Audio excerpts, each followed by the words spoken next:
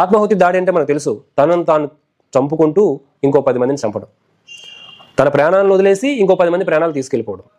So ఇంత ఉన్మాదంతో ఉన్న వ్యక్తులు మన దేశంలో ఉండడం సిగ్గుచేటు.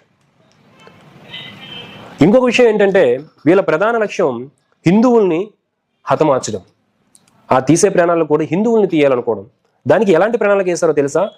ఆమదపు చెట్టు నుంచి వచ్చే గింజలు ఏవైతే ఉన్నాయో ఆ గింజల నుంచి రెషిన్ అనే ఒక కెమికల్ తయారు చేసి, ఆ కెమికల్కి ఒక రంగు, రుచి, వాసన లేనటువంటి ఒక కెమికల్ని, ఒక రసాయనాన్ని తయారు చేసి ప్రసాదాలలోనూ, వాటర్ ట్యాంకుల్లోనూ, దేవాలయాల్లో ఇచ్చేటటువంటి తీర్థాలలోనూ కలిపి స్లో పాయిజన్ లాగా ప్రాణాలు తీయాలని చెప్పేసి డాక్టర్స్ ప్రణాళిక రచించడం అనేది చాలా ఆశ్చర్యానికి గురి చేసినటువంటి విషయం.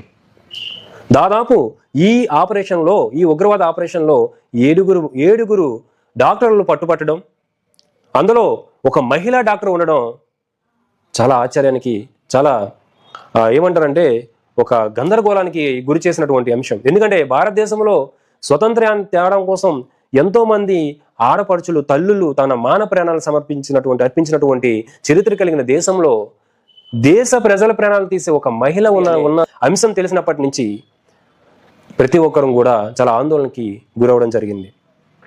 ఇక్కడ ఒకవైపు ఇలా డాక్టర్స్ రసాయనాలు విషప్రయోగాన్ని చేస్తూ ప్రాణాలు తీయడం, మరోవైపు మన సైన్యం 2900 కిలోల ఐఈడిని అంటే పేలుడు పదార్థాలని స్వాధీనం చేసుకున్నారు. అంటే గ్రామాలని లేపేసంత శక్తివంతమైనటువంటి పేలుడు పదార్థాలు, అమోనియా నైట్రేట్ పదార్థాలని స్వాధీనం చేసుకున్నారు.